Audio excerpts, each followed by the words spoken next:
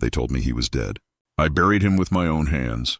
But 3 years later, when I opened his last letter at his grave, he walked out of the shadows, alive. Subscribe to Mafia Hidden Diary for more stories that break hearts, heal souls, and make you question everything about love and betrayal. It never did on Sundays. 3 years since the explosion, and I still came here, to the grave that shouldn't exist. "Morning, Clara," I whispered, brushing rain off the stone. "You'd laugh if you saw me."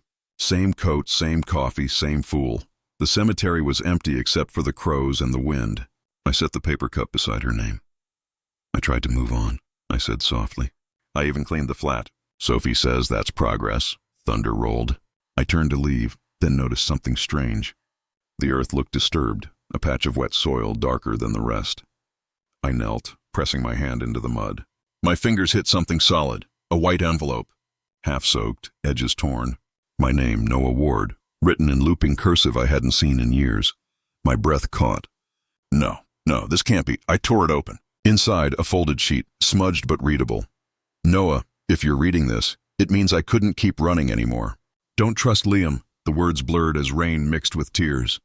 I read them again and again. "Clara?" My voice cracked. "What do you mean, don't trust Liam?" Lightning split the sky. The world tilted. For 3 years, I'd believed she'd died in that car crash. I'd seen the photos, the wreck, the funeral, but this, her handwriting, her words, no one could fake that. I stumbled to my car, clutching the letter like a lifeline. The drive to Liam's flat blurred through streaked windows and pounding rain. My thoughts were a storm louder than the one outside. When he opened the door, his expression was too calm. "Noah," he said, stepping aside. "You look like hell. I found something," I said, my voice shaking. He frowned. "You're soaked." "Sit down." I threw the envelope onto his table. "Recognize that?" He stared at it. Too long. "What is it?" "You tell me," I snapped. "It's from Clara." He blinked, face unreadable. "Noah, she's gone. You know that." Then explain the letter. Explain why she wrote it. "Don't trust Liam." He laughed once, low and forced. "You're grieving again. You do this every year. Don't patronize me." "I'm not," he said evenly. "You saw the explosion. I was there. We both buried her." I leaned closer. "Someone left that letter at her grave. Someone who knows she's alive or knows what happened." He sighed, rubbing his jaw. "You think I'd hide something like that from you?" "I think you already did." Silence filled the room. The rain hammered against the windows like fists. His eyes narrowed. "You've had a rough night, mate. Go home, dry off. You'll see how crazy this sounds in the morning." I stared at him. My best friend, the man who held me upright when I collapsed at the funeral, and for the first time, I didn't see comfort. "I saw calculation. Clara warned me about you," I said quietly, "and I'm going to find out why." He tilted his head, a smile twitching at the corner of his mouth. "You always did let emotions drive you. Careful where that takes you, Noah." "I'll risk it." When I stepped outside, the rain hit harder. The letter clung to my palm like it didn't want to let go. Back in the car, I read her message again. "Don't trust Liam." The ink had bled, but the words still burned. Why would she write that? Why now, after all these years? And how did the letter end up buried beneath her grave if she was dead? My mind replayed that night. The explosion, the sirens, the way Liam held me back from running to the burning wreck. "She's gone, Noah." "It's too late," he'd shouted then. But was it too late, or too convenient? The clock read 1:17 a.m. I couldn't go home. I drove instead, aimless, until the city lights gave way to empty roads. At a red light, I pulled out my phone. Her old number still sat in my contacts list. My thumb hovered over call. I pressed it. A long pause. Then, one ring, two, a click, static, then a soft voice, faint, trembling, familiar. "Noah?" My chest froze. "Clara?" The line went dead. I stared at the screen. No signal. No call history. Nothing. For a moment, I just sat there, breathing hard. Then I whispered, "I'm not imagining this." The letter. The voice. The warning. Liam's calm face burned in my memory. By the time I reached home, the storm had eased, but my heart hadn't. Sophie was asleep on the sofa, TV still humming. She stirred as I closed the door. "You're drenched," she murmured. "You went there again?" "Yeah," I said quietly. "Noah, You've got to stop torturing yourself. I found something, I said, holding up the envelope. She frowned. What's that? A letter from Clara. Her eyes widened. That's impossible. That's what I thought too. I sat beside her, unfolding the paper. Read it. She did, lips parting as she whispered the words. Don't trust Liam. The air between us thickened. Sophie looked up. Noah, maybe someone's messing with you. No, I cut in. It's her handwriting. And I heard her voice. Her face paled. What are you saying? I'm saying she's alive. And Liam knows something. The TV crackled in the background, a news anchor's voice echoing faintly. I barely heard it. My mind was miles away, in the graveyard, in the rain, in the static of that impossible phone call. I stood, clutching the letter. If Clara's out there, I'll find her. And if Liam's lying, I'll make him tell the truth. Sophie grabbed my arm. Noah, please, don't do anything stupid. I met her eyes. It's too late for that. Outside, thunder rolled again, distant but steady, like the heartbeat of something returning from the dead. And for the first time in 3 years, I felt alive, terrified, furious, hopeful, but alive. Rain has a way of whispering secrets when you listen long enough. Tonight, it taps against my window like a warning. Clara's letter sits open on my desk. Don't trust Liam. Her handwriting still shakes me. 3 years, and I thought the ghost had settled. I was wrong. I mutter, What were you running from, Clara? The empty apartment answers with silence. I drag the old storage box from the closet. Her things, untouched since the funeral. Perfume bottles, concert tickets, that chipped coffee mug she loved. Then my fingers catch something wedged under a photo frame. A small black USB drive. My breath stalls. You hid this, didn't you? I plug it into my laptop. The screen flickers. A video file. My pulse starts hammering before I even click play. Static. Then headlights. A dashboard camera view. It's her car. The night she died. Come on, Clara. I whisper.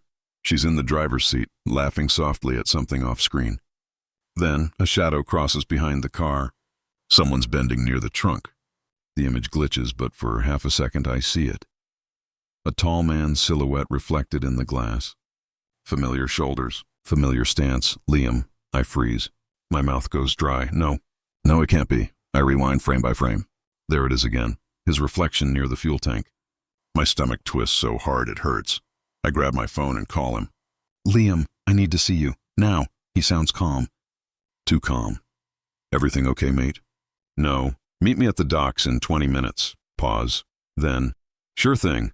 I throw on my coat, grab the USB, and drive through the storm. The wipers drag across the glass like slow heartbeats. My mind races. Clara's laughter, the explosion, her letter. Don't trust Liam. He's already there when I arrive, leaning against his car, rain soaking his jacket. He smiles like we're old friends. You look like hell, Noah. What's this about? I toss him the USB. Watch it. He studies it, unbothered. What's on it? You tell me. His eyes narrow slightly. Then that faint, practiced grin returns. You're still chasing ghosts, huh? Clara wasn't a ghost, I snap. And I have proof someone tampered with her car. Proof? He laughs, low and tired. Or paranoia. His tone hits me like a knife. He's too smooth. Too prepared. I step closer. Why were you there that night, Liam? I wasn't. The camera says otherwise. He shrugs. Maybe it caught someone who looks like me. Rain does strange things to light. For a second, the world tilts. He's lying. I can feel it. I'm taking this to the police, I say. He chuckles. Do you really think they'll believe a ghost story? That grin. It's the same one he used at Clara's funeral when he told me she's in a better place. My hands shake. You killed her. He doesn't flinch. Just whispers. If she's dead. Prove it. I drive straight to the station. Detective Doyle's office smells like stale coffee and rain. The man's seen too many broken truths to be surprised by anything. He watches the footage twice without saying a word. Then he leans back, sighing. You sure you want to know where this leads, Mr. Ward? I'm done being blind, he nods slowly. Good. Then hear this. Some people aren't dead, Noah. They just don't want to be found. I stare at him, pulse roaring. Are you saying Clara's alive? He slides the USB into an evidence bag. I'm saying stop digging before you find something you can't bury again. But Liam's not your enemy, he interrupts. He's your warning. His words hang like smoke. I leave the station half dazed. The night colder than before. Back home, I pour a glass of whiskey I don't drink.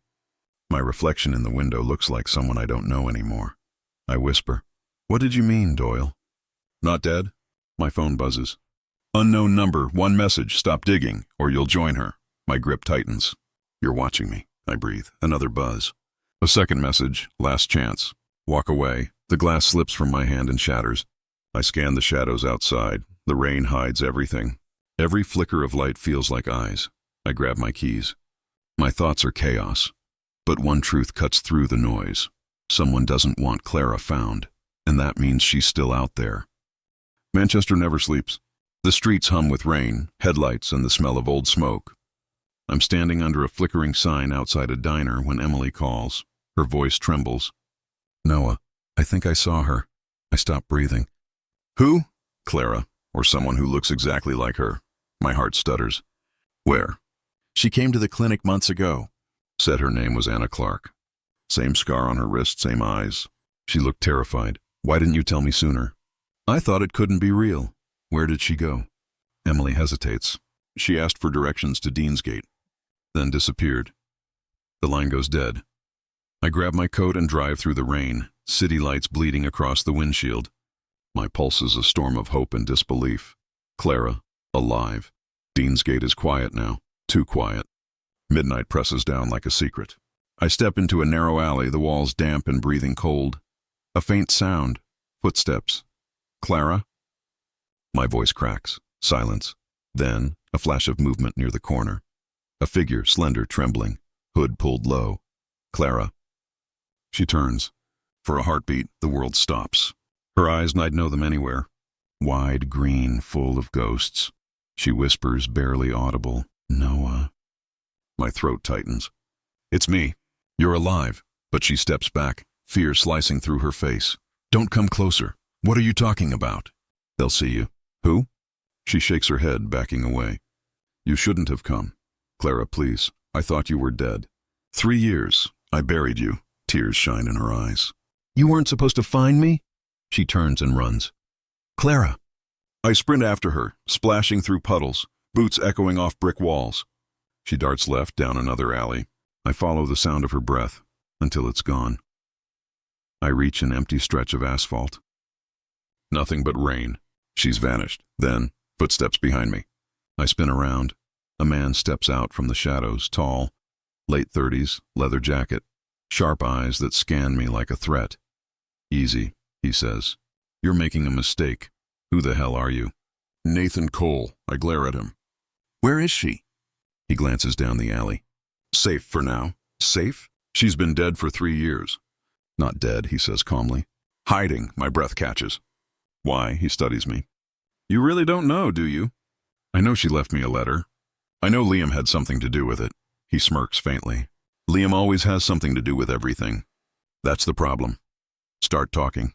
Nathan steps closer. "Clara worked for one of Liam's clients, a private contractor tied to government bids. She found documents she shouldn't have.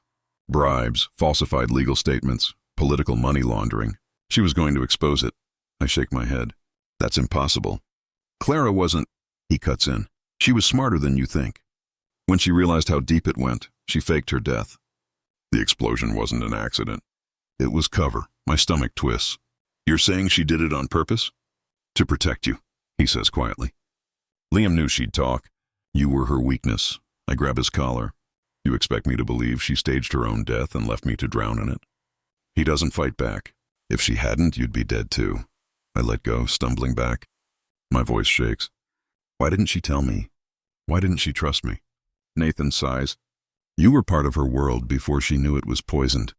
Once she ran, she couldn't drag you with her." I press a hand to my chest, the ache almost unbearable. "I saw her, Nathan. She looked terrified. She is. They're hunting her. The moment you started asking questions, you lit a signal flare. That letter you found, it wasn't meant for now. It was meant for if Liam found you first.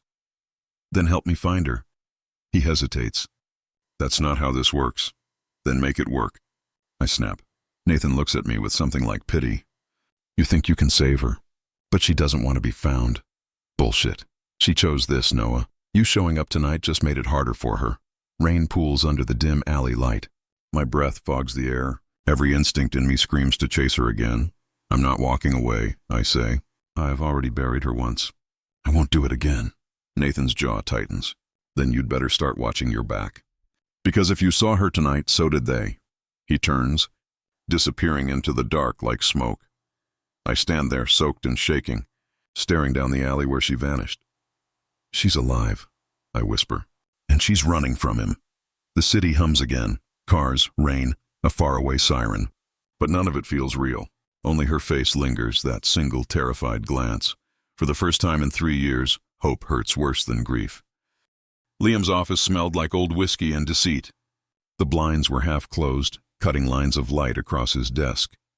I'd been sitting there for 15 minutes, pretending to believe his small talk while my phone quietly recorded everything from my pocket.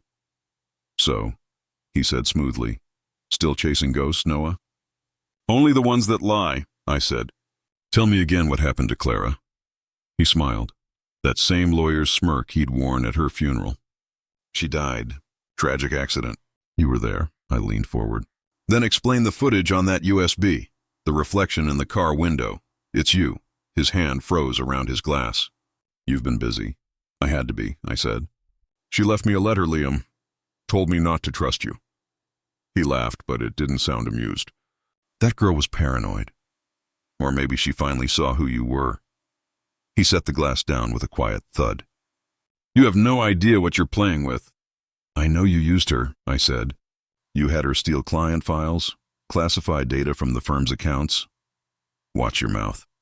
She found out what you were doing, money laundering, bribery, political cover-ups. She threatened to go to the police, didn't she? His eyes hardened. You're smarter than you look. So you faked her death, I said quietly. You had her car rigged. You had people inside the investigation to make it look clean. Enough. His tone dropped.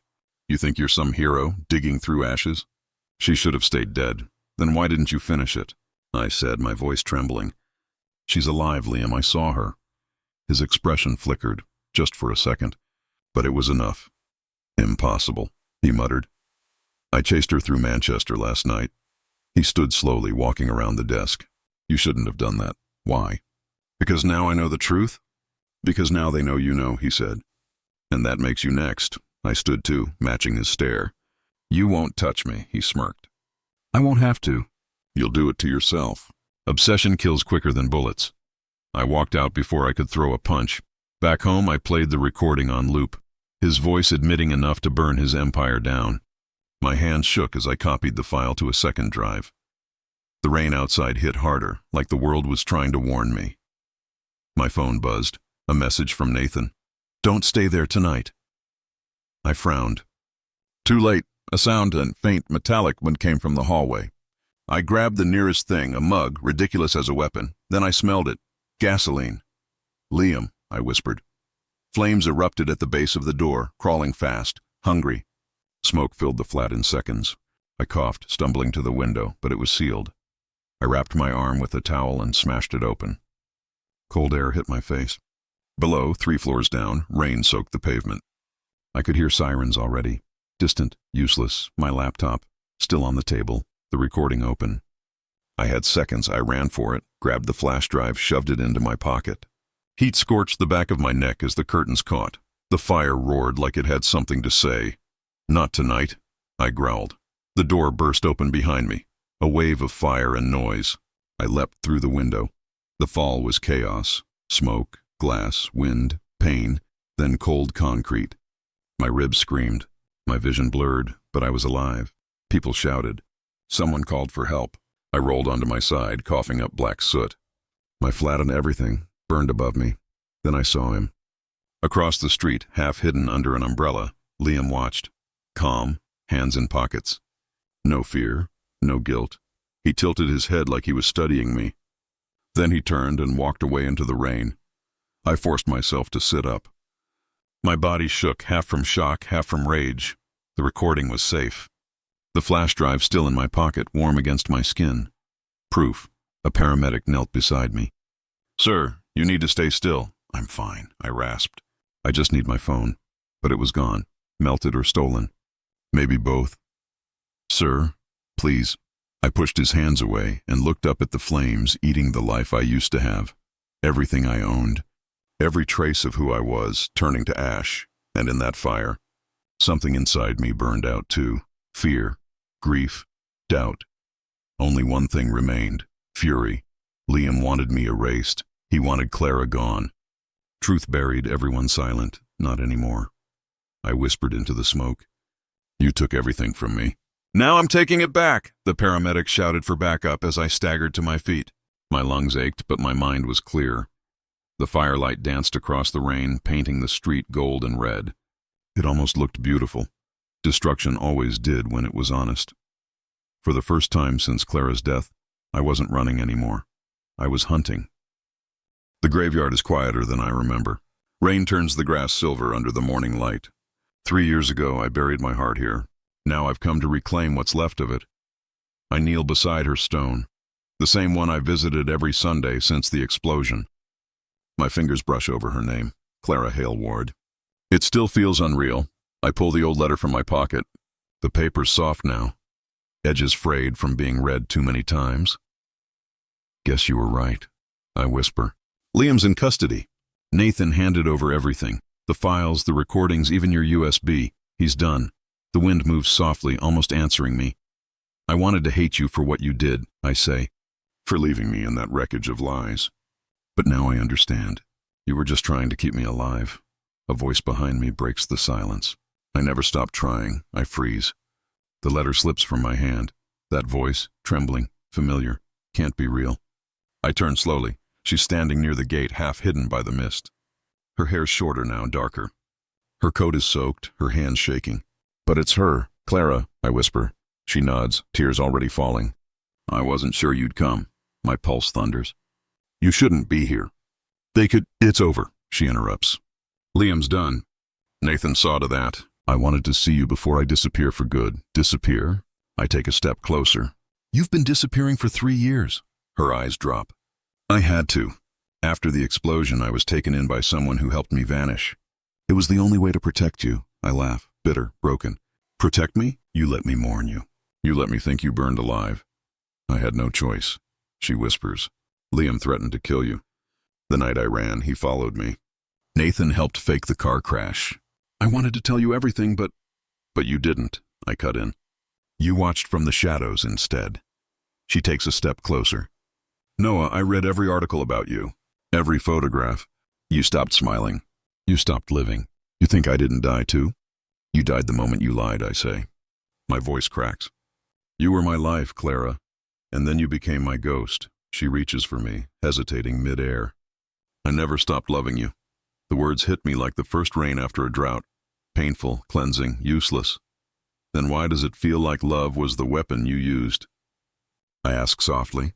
Her lips tremble. I thought you'd understand. I do, I admit. That's what hurts most. For a long moment, there's only the rain between us. Heavy, endless, merciless. She looks at the headstone, her voice barely a whisper. I came here last night, before you. I wanted to say goodbye too. Goodbye? I repeat. You're still running? I have to. The people behind Liam aren't gone yet. Nathan's arranging safe passage. After today, you'll never see me again. A part of me wants to beg her to stay, to throw away the logic and the pain. But the other part, the scarred one, knows this is what healing looks like. Not reunion, but release. I pick up the letter, now damp with rain. Do you know what this says? Don't trust Liam. I pause. You could have just said, don't lose yourself. Might have saved us both. She smiles weakly. You were always better with words. Not anymore, I say. Words broke me once. Her breath shudders. Noah, I'm sorry. For everything. I believe you, I whisper. But forgiveness doesn't mean forever. Her eyes widen. So this is it? I nod slowly. The woman I loved died 3 years ago. The one standing here. She's someone else. Someone who survived. And so did I. She looks down, crying quietly. I wish I could change it. So do I say, turning toward the path. But maybe it had to happen this way. Maybe ghosts don't haunt us. They free us. She doesn't follow. Neither do I stop. As I walk away, the rain softens, the clouds beginning to break. The dawn paints the stones gold. And for a second, The world feels lighter, as if it's exhaling. Behind me, I hear her voice, faint, trembling. Goodbye, Noah. I don't look back. Some things are meant to rest in peace. At the gate, Nathan's car waits. He leans out the window. You okay? I slide in beside him, still dripping wet. No, I say. But I will be, he nods. Liam's gone for good. He'll never see daylight again. Good, I murmur. Let the past stay buried. Nathan studies me. You're not going after her? I stare out the window as the graveyard fades behind the mist. No, I already found what I needed. What's that? Closure, I whisper. The road stretches ahead, empty, wet, endless. For once, I'm not chasing ghosts. I'm walking toward my own beginning.